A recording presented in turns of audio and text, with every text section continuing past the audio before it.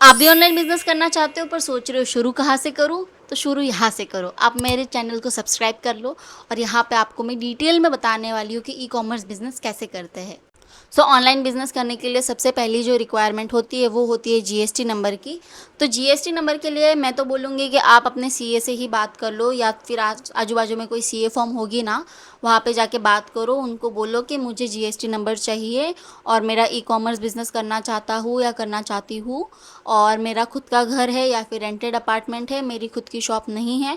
वो सारी डिटेल्स अपने सीए को बताओ, और आप क्या क्या प्रोडक्ट सेल करना चाहते हो या फिर इन फ्यूचर सेल कर सकते हो वो सारा बताओ। क्योंकि एक एचएसएन कोड रहता है जो जीएसटी नंबर के टाइम पे अप्लाई करना पड़ता है। तो ऐसा नहीं हो कि आप एक ही प्रोडक्ट का एचएसएन कोड दे दो। आप 8 9 10 जितना भी हो सकता है ना, सारे एचएसएन कोड या फिर सारे प्रोडक्ट्स उनको बता दो कि मैं अभी ये सेल करूँगा और इन फ्यूचर में ये भी सेल कर सकती हूँ। तो आप सब कुछ उसको बता दो, तो उस अकॉर्डिंग वो एचएसएन कोड डाल देंगे। अब जीएसटी नंबर अप्लाई करने के लिए क्या क्या डॉक्यूमेंट्स लगते हैं मैं वो भी बता देती हूँ। एक तो आपका आधार कार्ड लगेगा, पैन कार्ड लगेगा, आपका ईमेल एड्रेस लगेगा। ईमेल एड्रेस में ये बोलूँगी कि जिस नाम की आप कंपनी खोलना चाहते हो तो उसी नाम का आप एक ईमेल एड्रेस बना लो और वही अपने सीए को दो। उसके अलावा आपका phone number, bank details, passport size photo, ये सब कुछ लगता है डॉक्यूमेंट्स, तो ये आप उनको दे देना।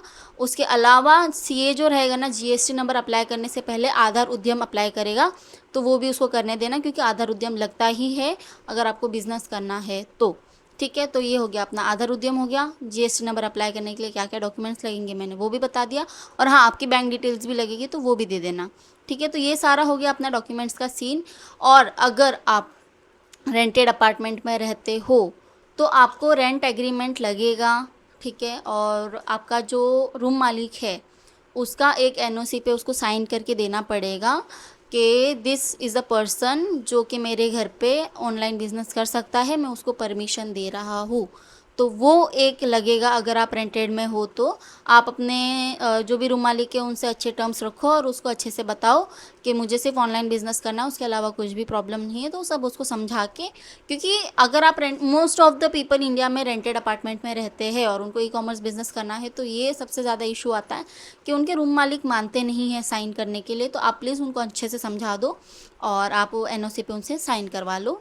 और अगर आपका खुद का घर है और मान लो आपके मम्मी पापा का घर है, तो आपको उनका भी एनओसी पे साइन लगेगा। क्योंकि मेरा वो क्वेरी रेज हुआ था जब जीएसटी नंबर मैंने अप्लाई किया था कि ठीक है ये इनका खुद का घर है बट ये तो इनके भाई का है, तो उनका कहाँ पे एनओसी कहाँ पे साइन की हुई, तो वो भी लगती है। ठीक है, अगर आपका खुद का घर है और आपके मम्मी पापा भाई बहन जो भी आपके रूम के ओनर है उनसे आप एनओसी साइन करवा के ले लो, और वो आपको परमिशन दे रहे हैं कि वो इस जगह पे अपना ऑनलाइन बिजनेस कर सकते हैं। यहाँ पे तो हो गई हमारे डॉक्यूमेंट्स की बात। ठीक है, और जीएसटी नंबर कैसे अप्लाई करना है उसकी बात हो गई।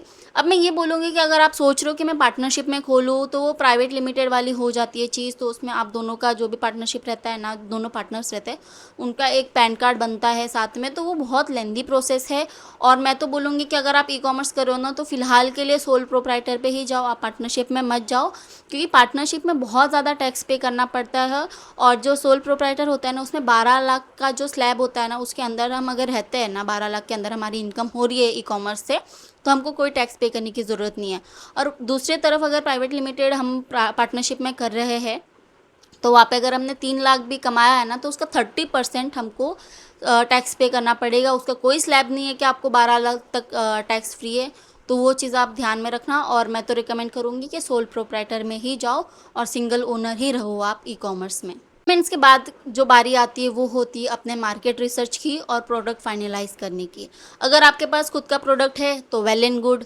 अगर आपके पास प्रोडक्ट नहीं है और फिर भी आप ऑनलाइन बिजनेस करना चाहते हो, तो आप एक बार मार्केट जाके देखो कि क्या कितने में मिल रहा है होलसेल मार्केट में, और आप ये देखो कि ऑनलाइन कितने में बिक रहा है। ऐसा ना हो कि जो आपको होलसेलर है वो बहुत कम, बहुत ज़्यादा प्राइस में दे रहा है, मान लो 50 रुपये में दे रहा है और ऑनलाइन वो 100 रुपये में बिक रहा है, तो कोई सेंस नहीं बनता उस चीज़ को सेल करने का।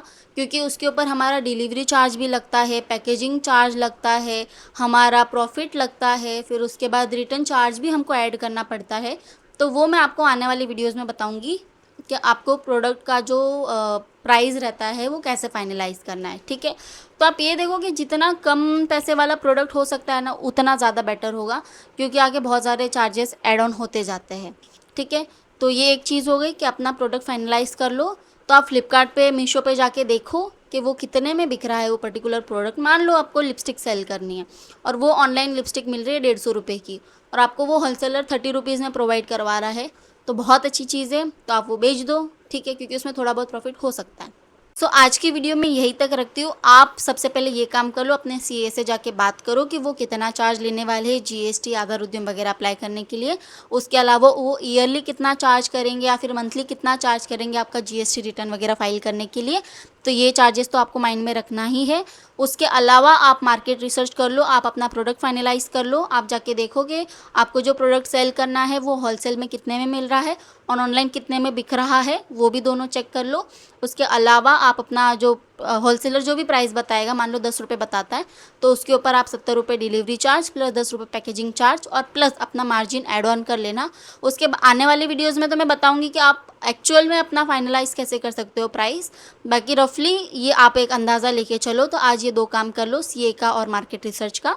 एंड कल के वीडियो में हम और डिटेल में बात करेंगे और मैं पीपीटी वगैरह भी लेके आऊँगी और लॉगिन वगैरह कैसे करते हैं वो भी मैं आपको बताऊँगी।